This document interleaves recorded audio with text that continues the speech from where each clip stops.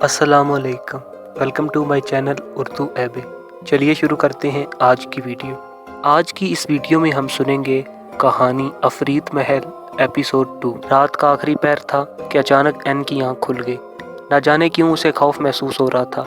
अचानक एक झटके और आवाज़ के साथ दरवाज़ा खुला और हवा का तेज़ झोंका अंदर आया, जैसे कोई पुरस्कार चीज़ अंदर दाखिल हो रही हो। और मारे खौफ के एन की चीख निकल गई। इसने कई बार डॉक्टर बैरेट के कंधे पर मुक्के मारे और उसे जगाने की कोशिश की, लेकिन डॉक्टर गहरी नींद सो रहा था। इस पर कोई असर ना हुआ और वो जूं का तूं सोता रहा। एन खफगी से बगौर दरवाजे की तरफ देख रही थी। उसे ऐसा महसूस हुआ जैसे कोई खौफनाक पुरस्कार जिस्म बेनियाज चीज़ कमरे में दाखिल हुई है, जिसे वो देख नहीं सकती थी, सिर्फ महसूस कर सकती थी। एन के दिल की धड़कन तेज हो गई, सांस रुकता हुआ महसूस हुआ, दिमाग माऊफ हो गया और चेहरा जर्द पड़ गया। चंद ही लम्हों बाद एन को महसूस हुआ कि वो पुरस्कार शय इसके जिस्म में सरायत कर रही है। फिर वो मुकम्मल तौर पर इसके अंदर सरायत कर गई। उसे ऐसा लगा जैसे वो पुरस्कार आसेब के ताबिया हो गई हो। वो बिस्तर से उठ खड़ी हुई। उसने खुद को रोकने की बहुत कोशिश की, मगर नाकाम रही। इसका चेहरा इंतहाई खौफनाक हो गया था। आगे के 2 दांत बाहर निकल आए थे। जल्दी जल्दी सीढ़ियां उतर कर नीचे आई और फिर बड़े दरवाजे से बाहर निकलकर सड़क पर जा खड़ी हो गई। बाहर तारीकी छाई हुई थी। एक कार सामने से आती नजर आई, जिसे एक बुढ़िया ड्राइव कर रही थी। बुढ़िया के साथ इसकी नौजवान खूबसूरत बेटी एलन भी थी। ये दोनों माँ बेटी अपने शौहर और बाप से मिलने अस्पताल जा रही थी। तारीकी में सड़क पर जब बूढ़ी औरत की नज़र एक दोशीज़ा पर पड़ी तो वो कार रोककर बाहर निकली ताकि इस बेसहारा दोशीज़ा की मदद कर सके। इसके पीछे पीछे इसकी बेटी एलन भी कार से उतरी और एन की तरफ बढ़ी। इसने इस कदर जोर से बूढ़ी औरत को पेट में लात रसीद की कि वो कार से जा टकराई। इसका सर फट गया और खून का एक फुहारा उबलने लगा। वो चंद ही लम्हों में तड़प तड़प कर मर गए। अब वो एलन की तरफ बढ़ी और आनन फानन उसने अपने तेज नाखूनों से एलन की कमीज नोच डाली और इसका सीने का बेशतर हिस्सा अरियां हो गया। इसने जान बचाने के लिए दौड़ने की कोशिश की, लेकिन एन ने उसे दबोचकर इसके सीने पर इस जोर से दांत मारा कि खून का फुहारा उबल पड़ा। वो दर्द से तड़पने और मचलने लगी और जोर जोर से मदद के लिए चिल्लाने लगी, मगर वहाँ उसकी आहो पुकार सुनने के लिए कोई मौजूद न था। एन उसके सीने से उबलता हुआ ताज़ा खून मजे ले लेकर पीने लगी। एलन दर्द की ताब न लाकर और ज्यादा खून बह जाने की वजह से निढाल हो गई। अब एन इसके जिस्म पर जगह जगह गर्दन, कंधे और पेट पर काट काट कर खून पीने लगी। एलन जख्मों की ताब न लाकर इसी वक्त हलाक हो गई और एन उसकी लाश को सड़क पर ही छोड़कर अफरीत महल की तरफ वापस चल पड़ी। वो खुद को पहले से कहीं ज्यादा तरोताज़ा और शादाब महसूस कर रही थी। हंसती मुस्कुराती, लबों से खून पूछती हुई अफरीत महल के सदर दरवाजे से अंदर दाखिल हो गई और राहदारी से गुजरकर सामने वाले कमरे में पहुंची, जहां फिशर परेशानी के आलम में टहल रहा था। अचानक फिशर की नजर एन पर पड़ी। वो उसे इस हालत में देखकर सख्त हैरान हुआ। वो समझ गया कि वो बाहर से आ रही है। इसने पूछा, एन तुम बाहर क्या करने गई थी, वो भी इतनी रात में? तुम्हें तन्हा बाहर नहीं जाना चाहिए था। अगर तुम्हें कुछ हो गया तो डॉक्टर बैरेट जीते जी मर जाएंगे। एन ने फिशर की बात सुनी अनसुनी कर दी और इसी लम्हे अपना शब ख्वाबी का लिबास उतार कर फिशर की तरफ बढ़ी। अब उसका अरियां बदन फिशर की नज़रों के सामने था।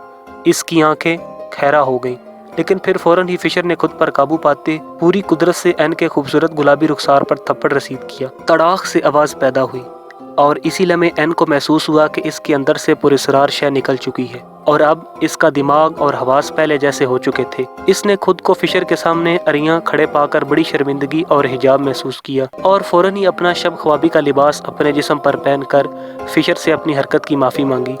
ओह सॉरी फिशर, ये अचानक तुम्हें क्या हो गया था? फिशर ने हैरत और खौफ के मिले जुले जज्बे से दरियाफ्त किया। वो रूहान सी होकर बोली, यकीन करो फिशर, मैं जानती तक नहीं कि मैं क्या कर रही हूँ, लेकिन न जाने वो कौन सी ताकत थी जो मुझे ऐसा करने पर मजबूर कर रही थी। शायद मुझ में कोई आसेब सरायत कर गया था और मैं इसके हाथों बिल्कुल बेबस हो गई थी। अच्छा खैर, अब सो जाओ, फिशर ने उसे तसल्ली देते हुए कहा।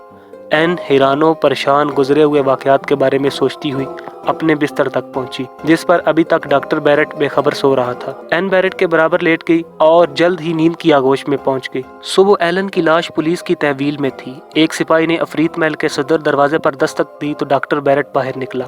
सामने सड़क पर 2 औरतों की लाशें पड़ी हैं, सिपाही ने बताया। ओह, डॉक्टर बैरेट ने हैरत से कहा, चलो मैं तुम्हारे साथ चलता हूँ। सिपाही डॉक्टर बैरेट को अपने हमरा लेकर जाए वारदात पर पहुंचा। डॉक्टर बैरेट ने इन लाशों को बगौर देखा। एक बूढ़ी औरत की लाश थी जिसके सर पर शदीद ज़रब आई थी, और एक खूबरू दोशीज़ा की लाश थी जिसके कपड़े तार तार हो गए थे। ये एलन थी जिसके जिस्म पर नाखूनों और तेज नोकीले दांतों काटने के मुतअद्दिद निशानात थे।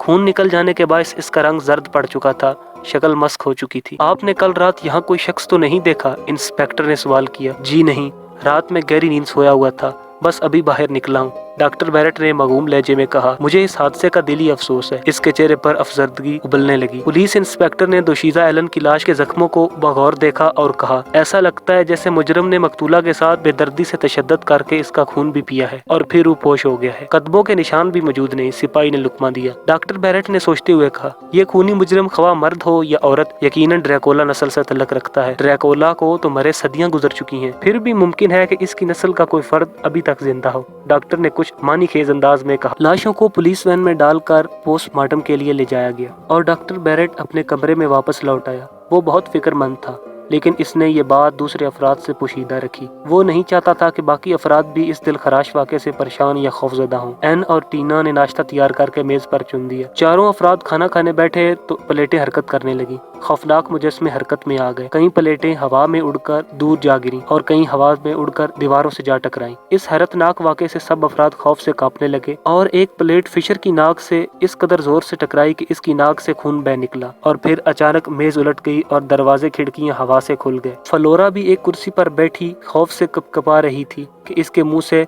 बेख्तियार निकला नहीं। इसके इतना कहते ही हर शय साकत हो गई और मुकम्मल सुकून हो गया। डॉक्टर बैरेट ने गुस्से से टीना की तरफ देखा जैसे वो उसे ही कसूरवार समझ रहे हो। टीना ने खफकी से कहा, मैं कुछ नहीं जानती, ये सब क्या हो रहा है? ये सब तुम्हारी शुबदाबाजी है, डॉक्टर बैरेट ने सख्ती से कहा। हरगिज नहीं। ये कहकर टीना गुस्से से उठ खड़ी हुई। अब मैं यहाँ एक मिनट भी नहीं रुकूंगी। वो अपना सामान समेटने लगी। फिशर भी इसके हमरा वापस चलने के लिए तैयार हो गया। इस पर डॉक्टर ने माजरत की और इन्हें तसल्ली दी, अभी जरा हौसला रखो, कुछ देर बाद हम सब वापस चलेंगे। इस वक्त तक ये मकान काबिल रिहाइश हो चुका होगा। डॉक्टर के इसरार पर दोनों को अपना फैसला तर्क करना पड़ा। दिन गुजरा, रात आई। डॉक्टर के सिवा बाकी तीनों अफराद खौफजदा थे। फ्लोरा सोने के लिए अपने कमरे में आई। खफगी के आलम में उसने कमरे का जायजा लिया। कमरे में कोई ऐसी चीज मौजूद नहीं थी जिससे खौफ महसूस हो। फ्लोरा ने खुद को कपड़ों से आजाद किया और खिड़की खोलकर नजारा करने लगी। चांद अभी पूरी तरह नहीं निकला था। निचली सतह पर होने की वजह से चांदनी पूरी तरह नहीं फैली थी। दरख्तों के साए फैले हुए थे। हर तरफ मुकम्मल खामोशी छाई हुई थी। फ्लोरा चांद में खिड़की में खड़े रहने के बाद अपने बिस्तर पर आकर लेट गई और सोने की कोशिश करने लगी। चांद की रोशनी में फ्लोरा का जिस्म बहुत हसीन लग रहा था। हल्की हल्की हवा सरसराने लगी और फ्लोरा पर छाती गई। अभी वो गहरी नींद में नहीं पहुंच पाई थी कि उसे आहट सुनाई दी, जैसे कोई उसके कमरे में कूदा हो। कौन? फ्लोरा ने खौफजदा लहजे में पूछा।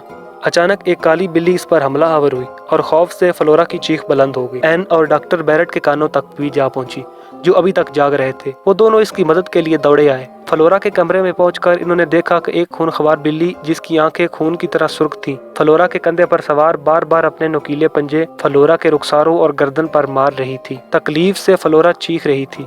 फिशर भी पीछे पीछे दौड़ा आया। इसने यह खौफनाक मंजर देखा तो बिल्ली को पकड़ने के लिए झपटा, मगर बिल्ली बर्क रफ्तारी से खिड़की में से छलांग लगाकर गायब हो गई। फ्लोरा के नरम नरम सुर्ख रुखसार और खूबसूरत गर्दन की जल्द उधड़ गई थी और जख्मों से खून बह रहा था। एन ने जल्दी से नाइट गाउन पहना और फौरन फर्स्ट एड बॉक्स लाकर इसके जख्मों पर मरहम पट्टी की। अपने कमरे में लाकर ब्रांडी बुलाई और अपने बिस्तर के करीब फ्लोरा का बिस्तर लगा दिया।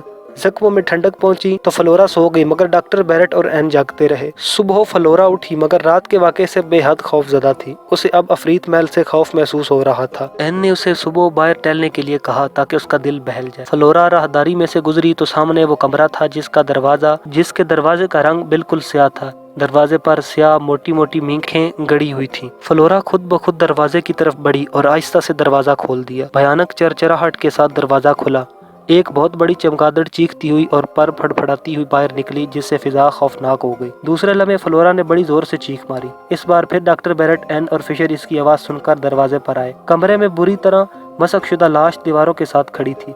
इस तख्वानी चेहरों पर कहीं कहीं जरा सा सूखा हुआ गोश्त था। मकतूल का लिबास कदीमी तरज का था, लंबा कोट और जगह जगह पर खून का जमाव था। इस भयानक मंजर को देखकर सबके रोंगटे खड़े हो गए। फिशर बोला, ओह, ये डेविड का बेटा हैकलन है जिसे दुश्मनों ने मार डाला था। इसका इंतकाम डेविड हर महल में आने वाले शख्स से लेता है। एन ने भी ताईद में सर हिलाया। ओह माय गॉड, न जाने डेविड अब तक कितने लोगों को हलाक कर चुका है और कितने अभी और इसकी शैतानियत का शिकार होंगे। इसने खौफ से कपकपाते हुए अपना सर दोनों हाथों में थाम लिया।